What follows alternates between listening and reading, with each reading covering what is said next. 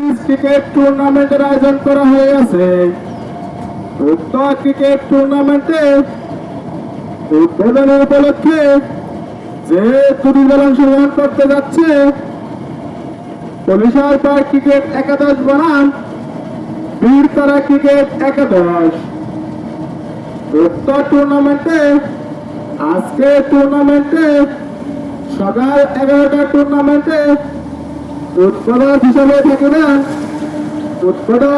উপস্থিত থাকিবেন জনাব মোহাম্মদ মুর্শিদুল আলম মুর্শেদ, সাধারণ সম্পাদক 3 নং দুয়ার ইউনিয়ন বিএনপি।